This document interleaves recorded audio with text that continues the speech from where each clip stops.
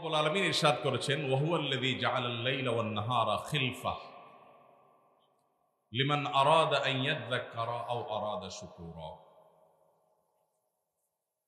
কোরআনে হাকিমে এরকম আরো বহু আয়াত আছে, যে আয়াতগুলোতে আল্লাহ রাব্বুল আলামিন দিন এবং রাতের পরিবর্তন, সপ্তাহ, মাস এবং বছরের পালা বদল, এটা কেন আল্লাহ তাআলা করেছেন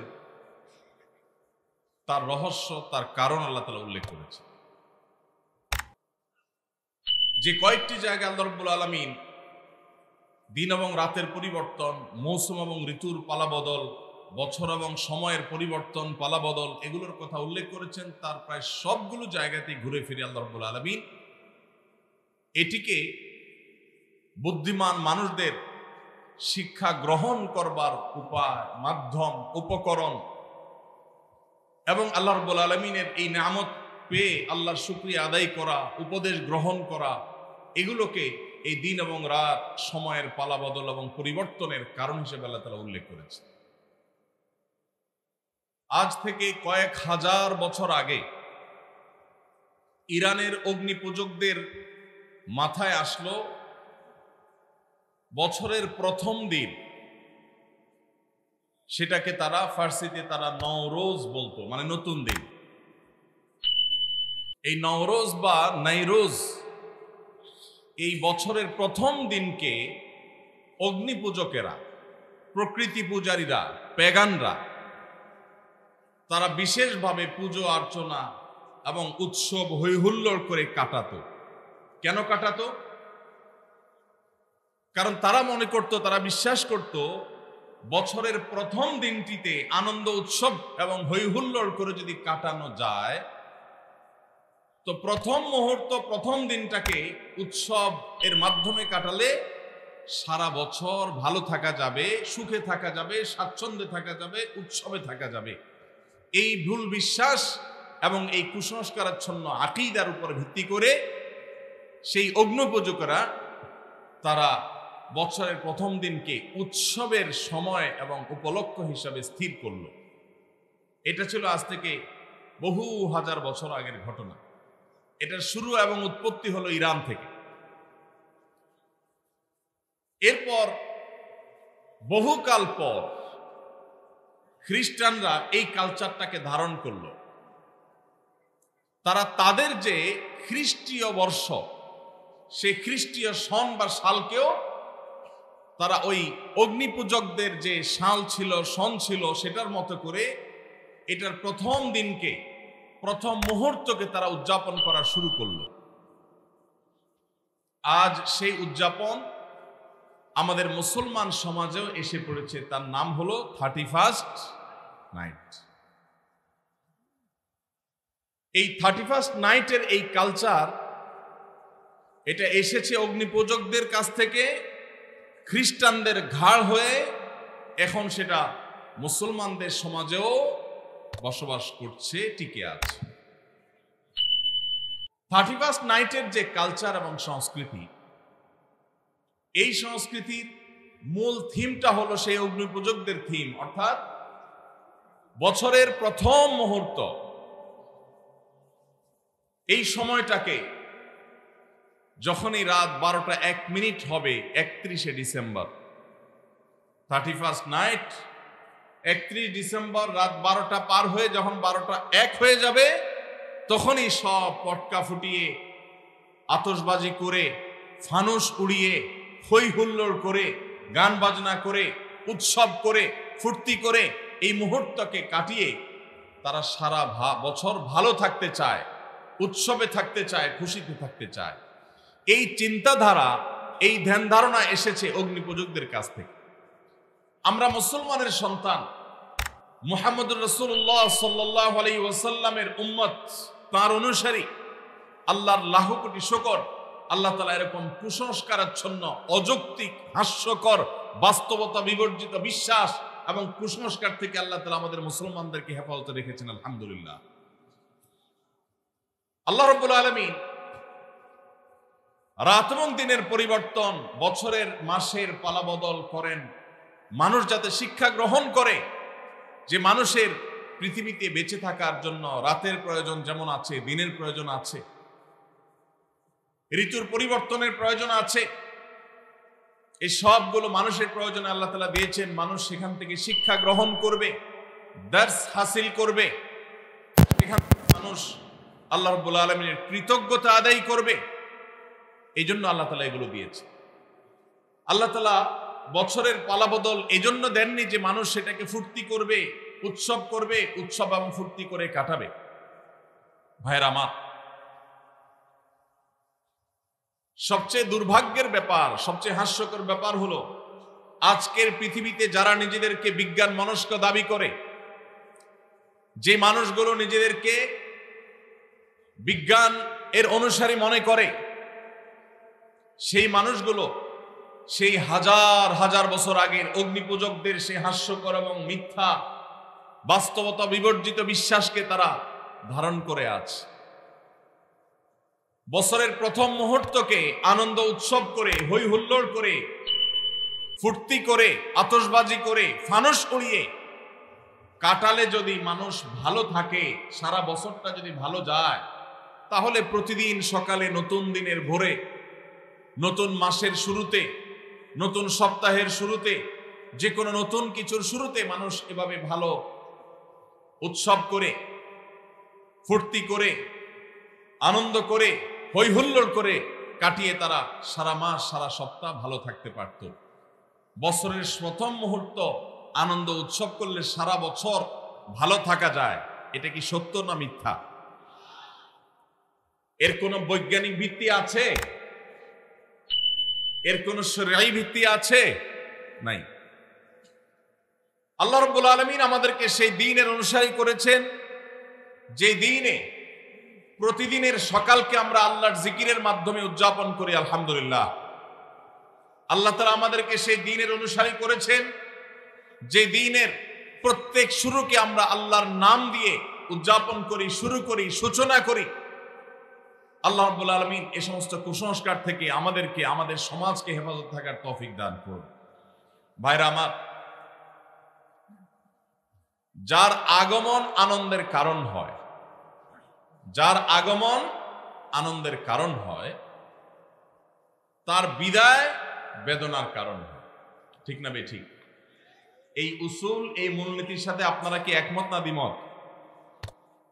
কেউ আসলে, যাকে দেখলে আপনার খুশি হয়, ভালো লাগে, তিনি যদি হারিয়ে যান, তাকে যদি আপনি মিস করেন, হারিয়ে ফেলেন, তাহলে আপনার কি খুশি লাগে না খারাপ লাগে? খারাপ লাগে। যিনি আসলে আপনি আনন্দিত হন, তিনি চলে গেলে আপনার আবার বেদনাও হয়।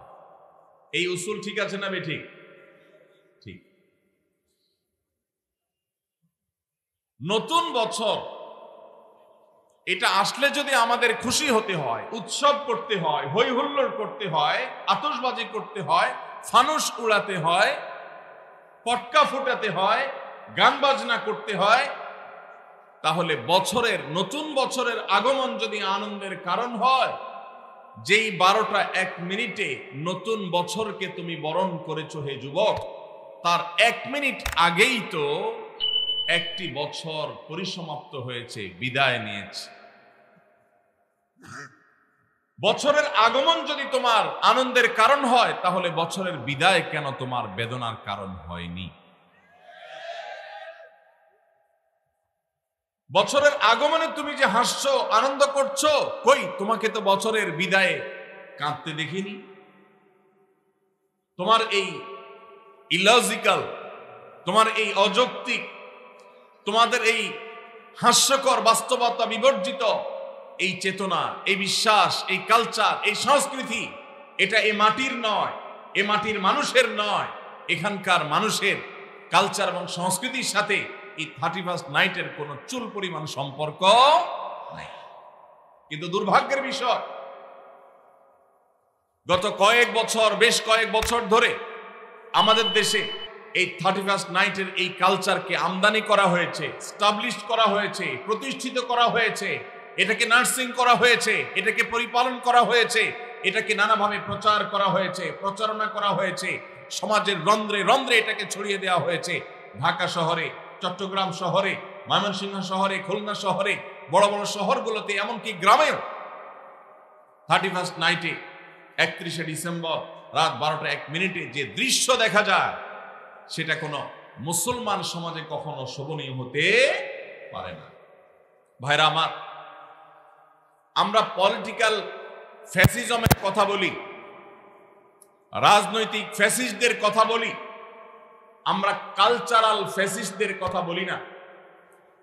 এদেশে এক শ্রেণীর পত্রপত্রিকা, এক শ্রেণীর মিডিয়া, এক শ্রেণীর তথাকথিত বুদ্ধিজীবী, তারা আমাদের দেশের মানুষের উপর ভিনদেশী কালচারকে আমদানি করে, সেটাকে প্রতিষ্ঠিত করে এত বেশি কোণঠাসা করে রেখেছে এদেশের ওলামা একরামকে, দিনদার মানুষদেরকে, যে সংখ্যায় এদেশে মুসলমানরা বেশি হলেও সংস্কৃতিতে মুসলমানরা এদেশে আজও সংখ্যালঘু হয়ে আছে।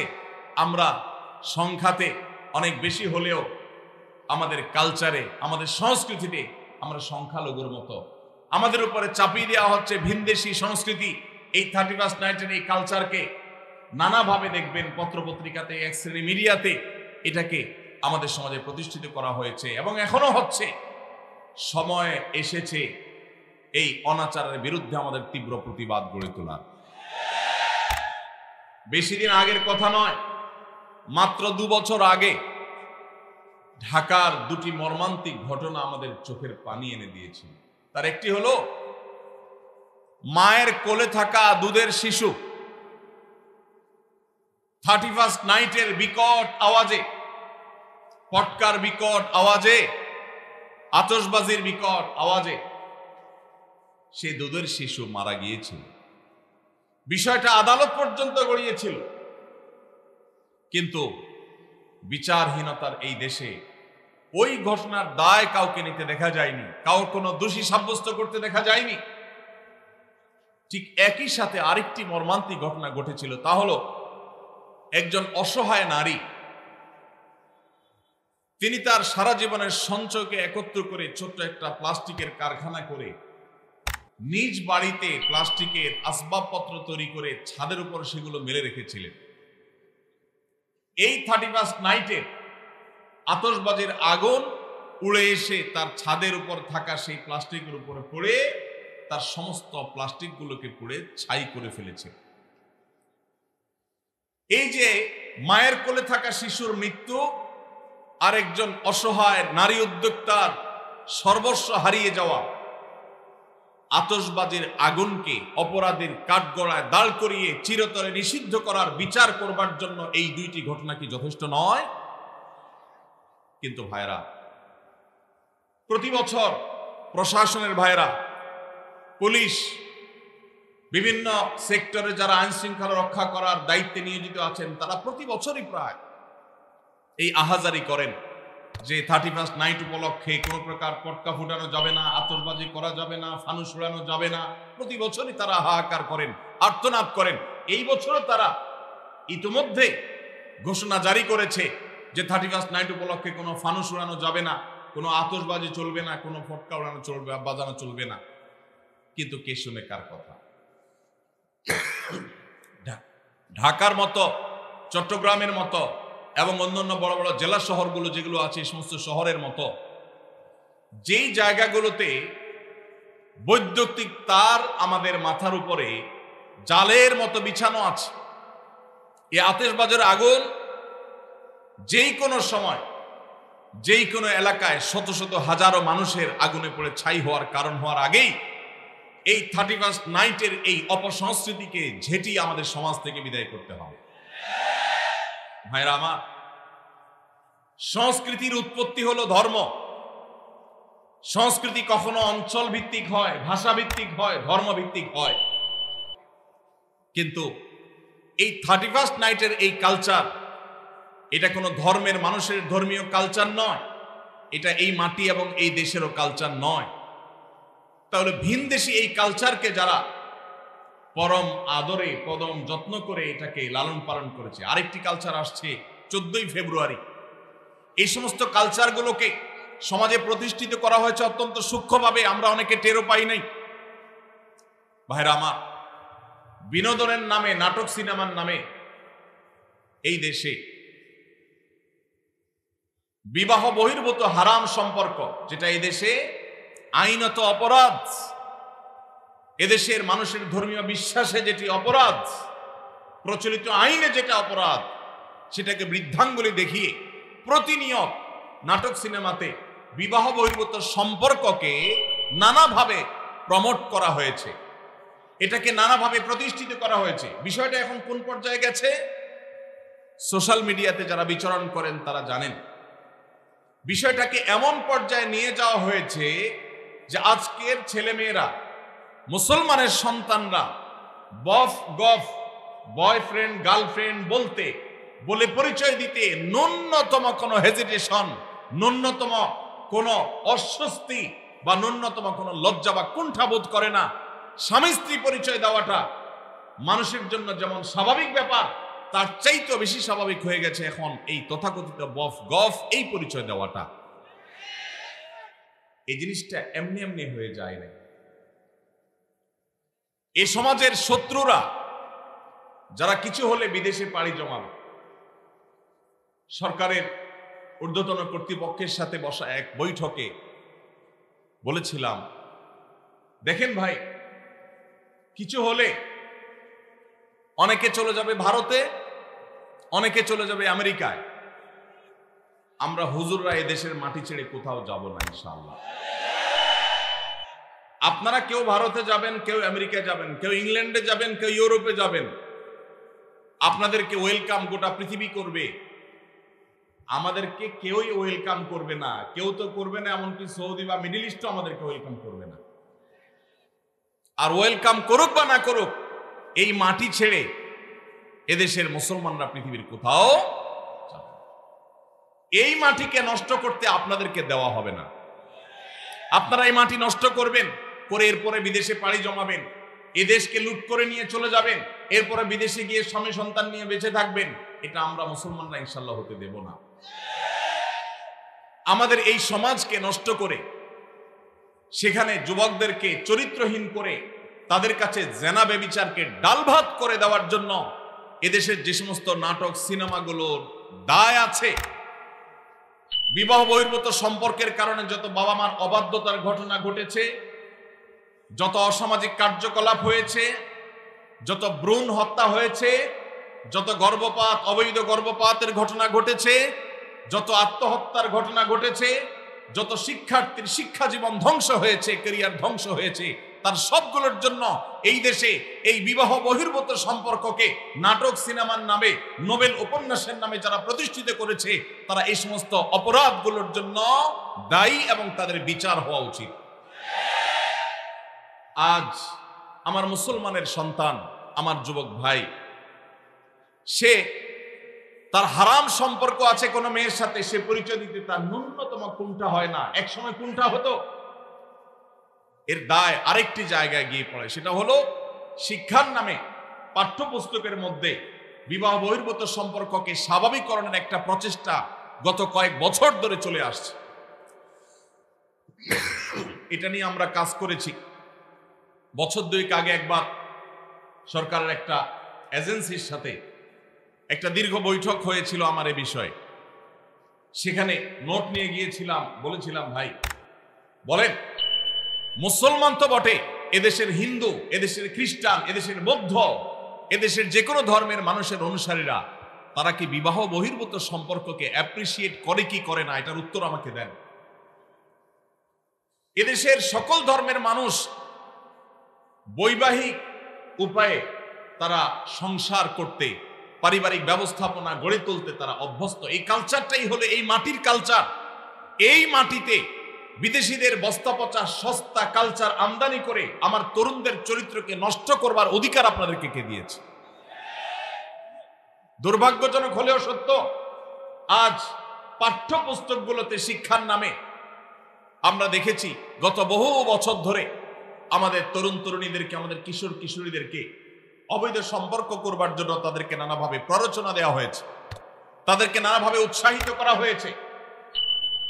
নবম শ্রেণী জানা যেন সপ্তম শ্রেণী বইয়ে এই গল্প পর্যন্ত ছিল যে কোনো ছেলে স্কুলের কোনো মেয়ের সাথে হারাম সম্পর্ক করলে বাবা মা যদি সেখানে বাধা দেয়, তাহলে সেক্ষেত্রে বাবা মার সে বাধা দেওয়া অন্যায়, এটা তাদের নৈতিক, এটা তাদের অধিকার, এটা তাদের চাওয়া।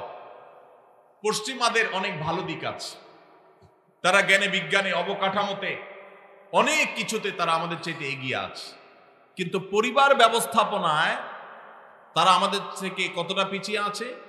জ্ঞানে বিজ্ঞানে অবকাঠামোতে শিল্পে উন্নতিতে তারা যদি আমাদের চাইতে 500 বছর এগিয়ে থাকে, পারিবারিক ব্যবস্থাপনায় আমরা তাদের চাইতে 1000 বছর এগিয়ে আছি আলহামদুলিল্লাহ। অতএব তাদের কাছ থেকে বস্তা পচা সস্তা কালচার আমদানি করে আমাদের দেশের এই কালচারকে ধ্বংস হতে দেওয়া যাবে। এজন্য 31st নাইটের এই কালচার, বিবাহ বহির্ভূত তথাকথিত প্রেম ভালোবাসা বা অবৈধ সম্পর্কের এই কালচার, এগুলোর বিরুদ্ধে যদি আমরা এখনই রুখে না দাঁড়াই, তাহলে ওই যে বয়ফ্রেন্ড গার্লফ্রেন্ড কালচারটা যেরকম স্বাভাবিক হয়ে যাচ্ছে, এটা যেরকম কোনো দোষের থাকছে না, এ ব্যাপারে যেরকম তরুণ তরুণীদের লাজ লজ্জা কুণ্ঠা সবকিছু উঠে যাচ্ছে, অস্বস্তি দূর হয়ে যাচ্ছে, স্বাভাবিক হয়ে যাচ্ছে, রাস্তাঘাটে জেনাবে বিচার হলে সেটাও একসময় স্বাভাবিক হয়ে যাবে, যদি এখন থেকে আমরা আমাদের উপর আরোপিত এই কালচারাল অ্যাটাক, সাংস্কৃতিক যুদ্ধের ভাইরা আমার, সেজন্য আপনারা যারা ওয়াজ মাহফিলে এসেছেন, আপনারা বেশিরভাগ মানুষ 31st নাইটের ফানুস উড়াবেন না আমি জানি, আপনারা বেশিরভাগ মানুষ 31st নাইট উদযাপন করবেন না আমি জানি, তারপরও আপনাদেরকে কথাগুলো বলার উদ্দেশ্য হলো সমাজের প্রত্যেকটা জায়গায় জায়গায় মসজিদে মসজিদে এই অপসংস্কৃতি প্রতিরোধ কমিটি গড়ে তুলতে হবে এবং উদ্যোগ নিতে হবে যে আমাদের তরুণদের কেউ যদি এই উচ্ছৃঙ্খল কাজ করতে যায়, কেউ যদি রাত 12টা 1 মিনিটে বিকট আওয়াজে আবার কোনো মায়ের কোলে থাকা শিশুকে হত্যা করতে উদ্যত হয়, আবারও যদি কোনো অসহায় নারী উদ্যোক্তার সব পুড়িয়ে ছাই করে দিতে উদ্যত হয়, তাহলে তার সে কালো হাত থামিয়ে দিতে হবে, তাকে আইন শৃঙ্খলার কাছে সুপর্দ করতে হবে। ভাইরা আমার, এখানে আমার অনেক স্কুল কলেজের অনেক বন্ধুরা আছেন, অনেক তরুণরা আছেন, আপনাদের প্রতি আমার একান্ত অনুরোধ, আপনি একজন মুসলমান, আপনি একজন বাংলাদেশী, বাংলাদেশের মানুষের এই মাটির কিছু সংস্কৃতি আছে, মুসলমান হিসাবে আপনার কিছু সংস্কৃতি আছে। মনে রাখবেন, যে কোনো জাতির আত্মপরিচয়, তাদের আইডেন্টিটি, এটা তাদের সংস্কৃতির মধ্য দিয়ে টিকে থাকে। যে জাতি অন্যদের সংস্কৃতিতে হারিয়ে যায়, তাদের আত্মপরিচয় আর থাকে না, একসময় তারা বিলীন হয়ে যায়, হারিয়ে যায়। আমাদের এই দেশকে, এই দেশের মানুষকে, আমাদের আত্মপরিচয়কে নষ্ট করে দেওয়ার জন্য হাজারটা ষড়যন্ত্র আছে। এই জন্য বিনোদনের নামে, আনন্দ ফুর্তির নামে, শিক্ষার নামে এই সমস্ত অপসংস্কৃতি প্রবেশ করে। আমার গত কয়েক মাসে বেশ কয়েকবার কয়েকটা মিনিস্ট্রিতে যাওয়ার সুযোগ হয়েছে, বিভিন্ন কাজে বলতে জাতীয় স্বার্থে বা দিনী স্বার্থেই, আমার ব্যক্তিগত কোনো কাজ বা আমার ফাউন্ডেশনের কোনো কাজে যাইনি কখনো। আমি অবাক হয়েছি যে একাধিকবার আমি শিক্ষা মন্ত্রণালয়ে যাওয়ার সুযোগ হয়েছে, অনেক শিক্ষা উপদেষ্টার সাথে বৈঠকের সাক্ষাতের সুযোগ হয়েছে। আমি প্রতিবার লক্ষ্য করেছি অন্য যে কোনো মন্ত্রণালয়ের তুলনায় শিক্ষা মন্ত্রণালয়ে বিদেশিদের আনাগোনা সবচাইতে বেশি। ওয়েটিং রুমগুলোতে বিভিন্ন শ্রেণী পেশার মানুষ অপেক্ষা করেন,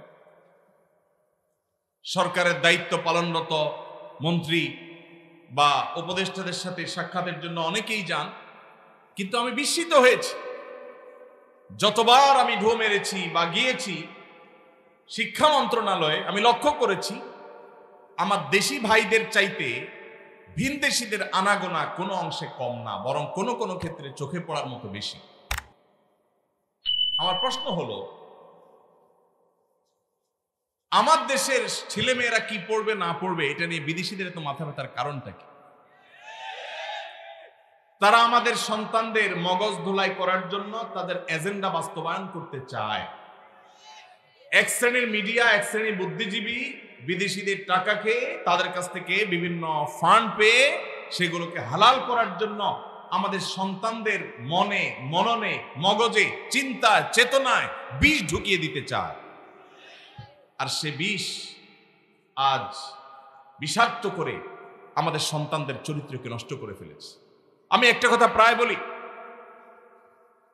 চরিত্রে কালিমা লাগেনি এমন তরুণ, এমন তরুণী আজ সোনার হরিণ হয়ে গেছে। গত 10 বছর, 20 বছর, 30 বছর আগেও আমাদের দেশের এত দুরবস্থা ছিল না। আমি এই জন্য যে কথাটি বলছিলাম, আমরা পলিটিক্যাল ফ্যাসিজমের বিরুদ্ধে কথা বলি, কিন্তু কালচারাল ফ্যাসিজমের বিরুদ্ধে আমরা কথা বলি না। আমাদের উপরে যে সাংস্কৃতিক যুদ্ধ চাপিয়ে দেওয়া হয়েছে, আমরা মুসলমানের সন্তান মুখে দাবি করছি, কালিমা মুখে পাঠ করছি, অথচ আমার আচার আচরণে, আমার চিন্তা চেতনায়, আমার মননে, আমার মানসিকতায় ভিনদেশীদের চিন্তা চেতনা এমন ভাবে গ্রাস করে ফেলছে যে আমি নিজেও টের পাচ্ছি না, ধ্বংসের দ্বারপ্রান্তে আমি চলে যাচ্ছি। সেজন্য আমার কলেজ ইউনিভার্সিটির যে সমস্ত বন্ধুরা আজকের এই মাহফিলে আছেন, যারা আমাকে শুনছেন, আপনাদের কাছে আমি বিনীতভাবে অনুরোধ করছি, আমাকে জবাব দিতে হবে না, নিজের বিবেককে প্রশ্ন করুন। আপনি যখন 31st নাইটে আকাশে টাকা উড়াচ্ছেন বরং পোড়াচ্ছেন, ঠিক তখন যে বিল্ডিং এর ছাদ থেকে আপনি ফানুস উড়াচ্ছেন, টাকা পোড়াচ্ছেন, ওই মুহূর্তে আপনি নিচে তাকালে দেখবেন হয়তোবা রাস্তার ধারে শুয়ে আছে কোনো বনি আদম। রাস্তার ধারে শুয়ে থাকা কোনো মায়ের কোলে থাকা শিশু হয়তো মাকে বলছে, মা আকাশে কিসের আলো, কিসের আগুন। কনকনে শীতে কাঁপছে দেশের প্রত্যন্ত অঞ্চলে এখনো অনেক অভাবী, অনেক অসহায় মানুষ। এইরকম একটা পরিস্থিতিতে জাস্ট আপনি ফুর্তি করার জন্য অগ্নিপূজকদের কালচারকে আমদানি করে আপনি আকাশে টাকা পোড়াচ্ছেন। নিজের বিবেককে জিজ্ঞাসা করুন, আপনার এই কাজের সপক্ষে আপনার বিবেক আপনাকে সায় দেয় কিনা। ভাইরা আমার, একজন ইমানদার তার জীবনের একটি বছর যখন পার হয়ে যায়, নতুন একটি বছর যখন আসে, এটা তার জন্য আনন্দের কারণ হয় না। সব নতুনের আগমন মানুষের আনন্দের কারণ হয় না, বরং মানুষের বিবেকে করাঘাত করে কোন কোন নতুনের আগমন। একজন ফাঁসির দণ্ডপ্রাপ্ত আসামির কাছে নতুন দিন, নতুন রাত, নতুন সপ্তাহ, নতুন মাস, নতুন বছর এটা আনন্দের কারণ হয় না। কারণ যত সময় সামনের দিকে অগ্রসর হয়, লোকটা তত ফাঁসির কাষ্ঠের দিকে এগিয়ে যায়। আমরা যখন আল্লাহ রাব্বুল আলামিন আমাদেরকে যখন প্রাণ দিয়ে সৃষ্টি করেছেন, কুল্লু নাফসিন যায়কাতুল মাউত, একদিন আমাদের মৃত্যু স্বাদ আস্বাদন করতেই হবে। একটি বছর চলে আসা মানে হলো আমার বাজেট থেকে, আমার হায়াত থেকে একটি বছর খসে পড়া, কবর দিকে এগিয়ে যাওয়া। একজন মুসলমান, একজন বিবেকবান মানুষ এই জন্য নতুন বছরের দোরগোড়ায় দাঁড়িয়ে ফুর্তি করতে পারে না। এটা বাস্তবতা বিবর্জিত, হাস্যকর, অযৌক্তিক একটি কালচার যেটি অগ্নিপূজকেরা করত। আজ বিজ্ঞান মনস্ক হওয়ার দাবি করে যারা এই কাজগুলো করছে, তারা নিজেরা ধ্বংস হচ্ছে, আমাদের সমাজকে ধ্বংসের দ্বার প্রান্তে নিয়ে যাচ্ছে। বিধায় এই 31st নাইটের এই কালচার, এই অপসংস্কৃতি, এটিকে আমাদের দেশ থেকে ঝেঁটিয়ে বিদায় করতে হবে ইনশাআল্লাহ। ভাইরা আমার, প্রতি বছর আমাদের দেশে শহরের যে সমস্ত 5 স্টার হোটেলগুলো আছে, বিভিন্ন ক্লাব, সমিতি এবং বারগুলো আছে, আপনি পত্রপত্রিকা খুললে, গুগল করলে, অনলাইন সার্চ করলে দেখতে পাবেন কোটি কোটি টাকা, মিলিয়ন মিলিয়ন ডলার এই সমস্ত হোটেলগুলোতে খরচ করা হয়, ফুর্তি করা হয় শুধুমাত্র 31st নাইট উদযাপন করতে গিয়ে। সংস্কৃতি যেখানে, তার উৎপত্তি যেখানে, ধর্ম, অঞ্চল বা ভাষা, এই 31st নাইটের সাথে এ অঞ্চলের, এদেশের মানুষের ভাষার বা ধর্মের কোনো সম্পর্ক যেহেতু নাই, অতএব এই কালচার কি আমাদের কালচার? এই সংস্কৃতি কি আমাদের কালচার, সংস্কৃতি? তাহলে যে সংস্কৃতি আমাদের সংস্কৃতি নয়, যে সংস্কৃতি মায়ের কোলের শিশুকে হত্যা করে, যে সংস্কৃতি পরিবেশকে দূষিত করে, যে সংস্কৃতি পরিবেশকে ধ্বংস করে, যে পরিবেশ মানুষকে সর্বস্ব করে, যে পরিবেশ অগ্নিকাণ্ডের ঘটনা ঘটাতে পারে, যে পরিবেশ উন্মাদনা সৃষ্টি করে, সেই পরিবেশ বা সেই সংস্কৃতি সেটা কখনো আমাদের দেশে থাকতে পারে না। আমরা সরকারের কাছে উদাত্ত আহ্বান রাখতে চাই, 31st নাইট উপলক্ষে শুধুমাত্র পটকা ফুটানো আর ফানুস উড়ানো বন্ধ করা নয়, বরং 31st নাইটের এই সংস্কৃতিটাকে নিষিদ্ধ করা হবে। ভাইরা আমার, আমরা আমাদের তরুণদেরকে মহল্লা মহল্লায় তাদেরকে কাউন্সিলিং করব, বুঝাবো। 31শে ডিসেম্বর দিনের বেলায় মহল্লা মহল্লা আপনাদের প্রতি আমার আহ্বান, যে যুবকদেরকে বোঝানো শুরু করেন, যে যুবক কোনো অবস্থাতে এই টাকার অপচয় করা তোমার ইসলামের সাথে যায় না, ইমানের সাথে যায় না। এই ভিনদেশী সংস্কৃতিকে তুমি কখনো আলিঙ্গন করতে পারো না। আমরা যদি সবাই সচেতন হই, সবাই যদি সচেতনতার এই কাজে লেগে যাই, সবাই যদি সবাইকে সতর্ক করি, সবাই যদি দাওয়াতের কাজ করি, ইনশাআল্লাহ আমাদের তরুণরা এই বিপদগামিতা থেকে ফিরে আসবে। এবং যে সমস্ত মিডিয়া, যে সমস্ত তথাকথিত বুদ্ধিজীবীরা আমাদের দেশে এই সমস্ত অপসংস্কৃতি চাপিয়ে দিতে চায়, তাদের বিরুদ্ধে আমাদের কথা বলতে হবে, মুখ খুলতে হবে। আল্লাহ তাআলা আমাদের সবাইকে সেই তৌফিক দান করুন। সবাই এই জন্য দাওয়াতি কাজ করতে প্রস্তুত আছেন তো ইনশাআল্লাহ? আল্লাহ তাআলা আমাদের সবাইকে এই অপসংস্কৃতিকে দূর করার জন্য কার্যকর ভূমিকা পালন করার তৌফিক দান করুন। ভাইরা আমার, রাত অনেক হয়েছে এবং সকাল থেকে আপনারা অনেক দীর্ঘ আলোচনা শুনেছেন। আমার মনে হয় যে কথা দীর্ঘায়িত না করাই উচিত। আল্লাহ রাব্বুল আলামিন সকাল থেকে এই পর্যন্ত উলামায়ে কেরামের মুখ থেকে, জবান থেকে, পবিত্র জবান থেকে যে সমস্ত কথা আমরা শুনেছি, আল্লাহ তাআলা আমাদের সবাইকে আমল করার তৌফিক দান করুন। জাযাকুমুল্লাহু খায়রা ওয়া আখিরু দাওয়ানা আলহামদুলিল্লাহি রাব্বিল আলামিন।